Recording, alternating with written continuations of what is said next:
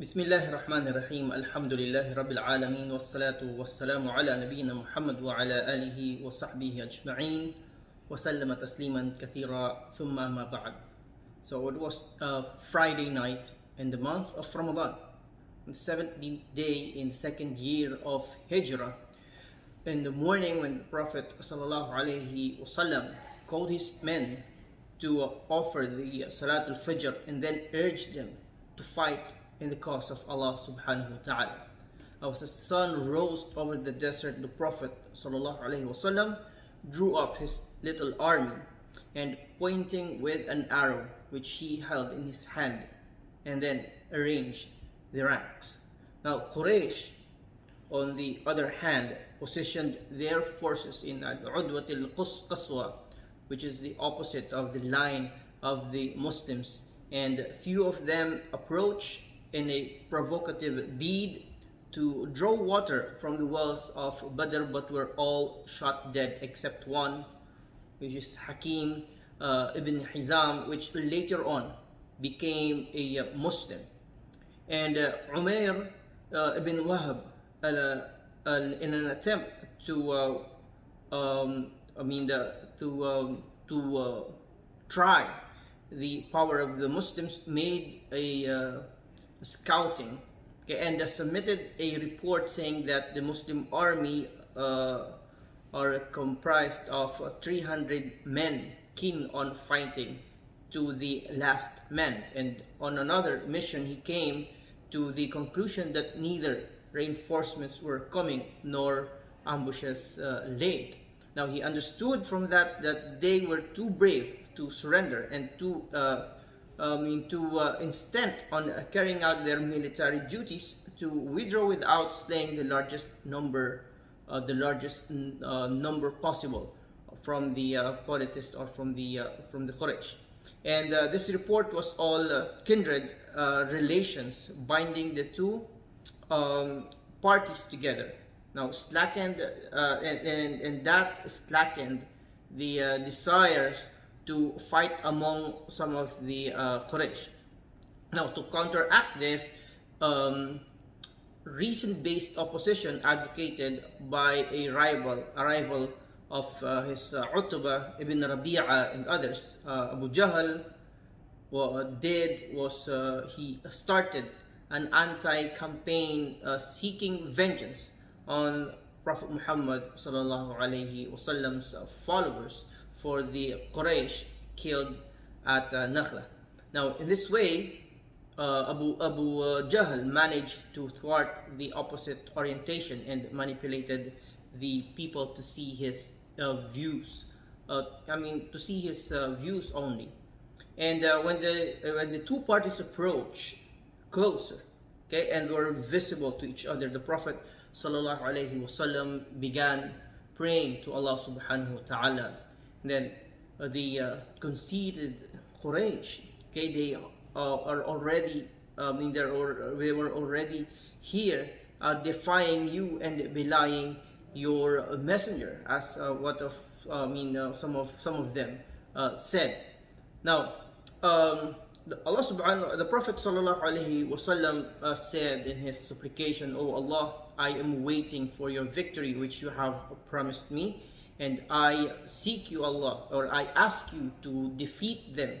He also gave strict orders that the companions of the Muslim armies would not start fighting until he gave them his final word. So the Prophet sallallahu alaihi wasallam recommended that they use their arrows sparingly and never resort to sword unless the enemies unless they come too close. And Abu Jahl prayed also for the victory, saying that our Lord, whichever of the two parties was less kind to his relatives and brought us what we do not know, and then destroy him tomorrow. And this was his prayer. So of course they were confident that because of their superiority and number in the equipment and also in experience would be decisive and where the book of Allah, Allah subhanahu wa ta'ala, okay, with play on the word, told them that the decision had come. He told them that the decision had come and the victory, but not in the sense that the Quraysh hoped for. Allah subhanahu wa ta'ala says, O disbelievers, if you ask for a judgment, now has the judgment come unto you, and if you cease to do wrong, it will be better for you. And if you return to the attack, so shall we return, and your forces will be of no avail to you, however numerous it be. It will be no avail, however numerous it will be, and verily Allah is with the believers. Now, the first disbeliever to trigger the fire of the battle and be its first victim was Al-Aswad ibn Abu al-Asad al-Makhzumi, and because he's known to be a bad tempered, okay, and because of that he without thinking he stepped out, swearing that he would drink from the water basin of the Muslims and otherwise destroy it or die for it. And he engaged with the uncle of the Prophet ﷺ, Hamza ibn Abd al-Muttalib, who struck his leg and his sword and dealt with him another blow that finished him. Now the battle had actually started, and then there is this called Mubaraza that happened. Okay, and protected by armor and shields, Utbah ibn Rabi'a stepped forth between his brother Shayba and his son Al-Walid ibn Utbah from the lines of the Quraysh, and the three young men of the Ansar came out against them, Auf and Muawwid, who were sons of Harith and Abdullah ibn Rawaha. But the Quraysh yelled that they had nothing to do with them, so they don't seek revenge in them because they're not from them. Okay, so they wanted the heads of their cousins. And upon this, the Prophet ﷺ asked Ubaidah ibn al-Harith and Hamza ibn Abd al-Muttalib, his uncle, and his cousin Ali bin Abi Talib radiyallahu anhum ajma'in, to go forward for the combat. So that is what we call the al-Mubaraza. Like in the old days, this is custom in the battle where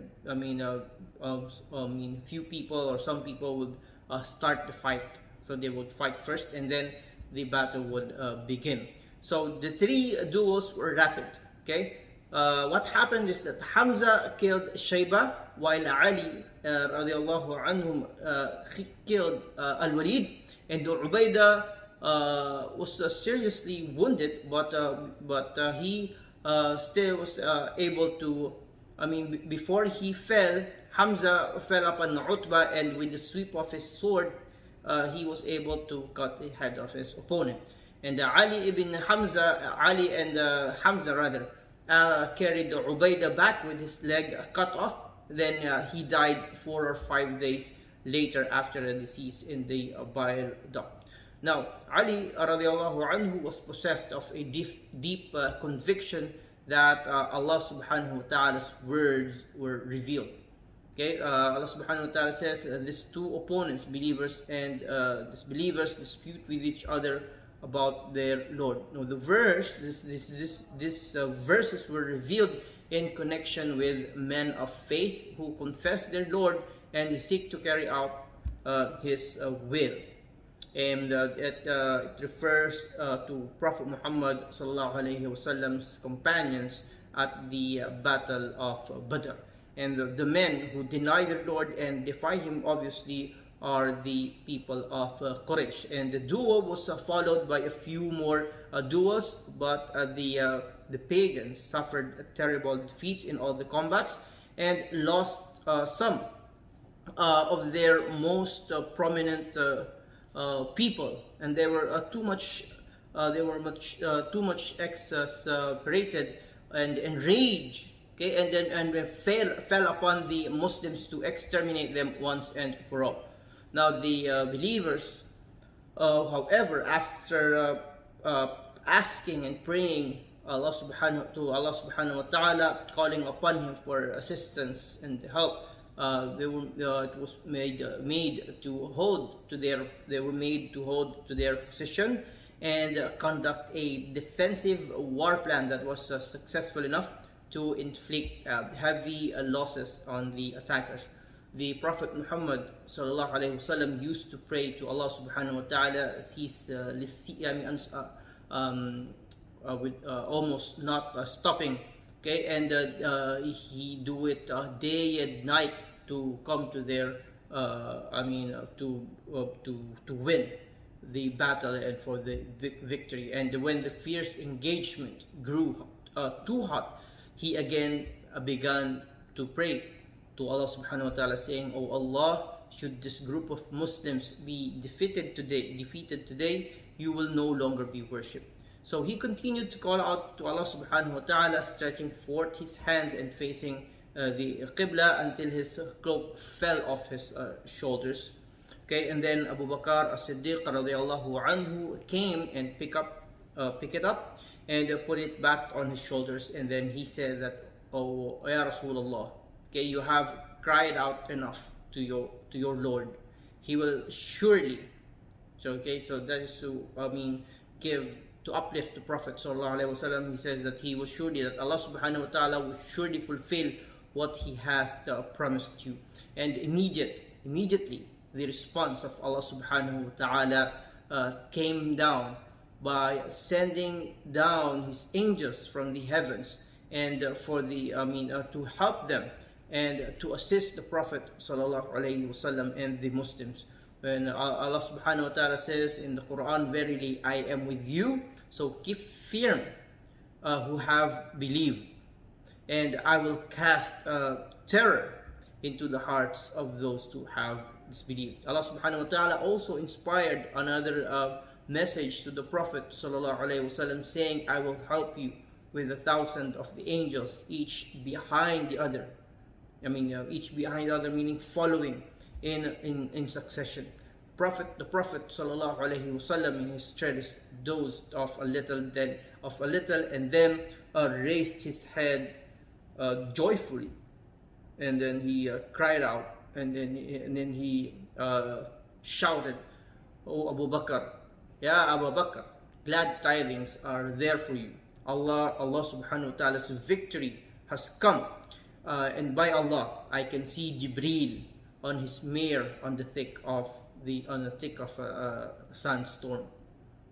He then jumped out crying, "Their multitude will be put to flight, and they will show their backs," meaning that they will back out from the battlefield.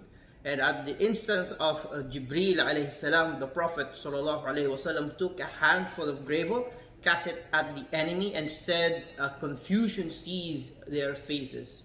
Okay, as he flung the dust, and a violent sandstorm blew like a blast into the eyes of the Quraysh. With respect to this, Allah subhanahu wa ta'ala says, "And you, O Muhammad, okay, وَمَا رَمَيْتَ إِذْ رَمَيْتَ وَلَكِنَّ اللَّهَ رَمَى." And you, O Muhammad, threw not when you did throw, but it is Allah who threw. Okay, only then did the Prophet sallallahu alaihi wasallam gave clear orders to launch a counterattack. Okay, he was commanding the army, inspiring confidence among the believers, and exhorting them to fight. And for the sake, of course, of Allah subhanahu wa ta'ala, while reciting the verse, "And be quick for forgiveness from your Lord, and for paradise as wide as are the heavens and the earth." And because of this, the Spirit, okay, he infused to the believers was clearly witnessed by the valor of Umair, which is at that time a lad of 16, who flung away some dates that he was eating, crying out, "These dates are holding me back from paradise. So they were really boosted. Okay, they were morally uplifted, and they were motivated because of these happenings and because of the prayers of the Prophet and the supplication of the Prophet Muhammad sallallahu alaihi wasallam. And inshallah, we will continue still the happenings in this great battle of Badr, and until the next lesson. Wa sallallahu ala nabiyyina Muhammad wa ala alihi wa sahbihi ajma'in, wa akhir da'wana anil hamdulillahi rabbil alamin.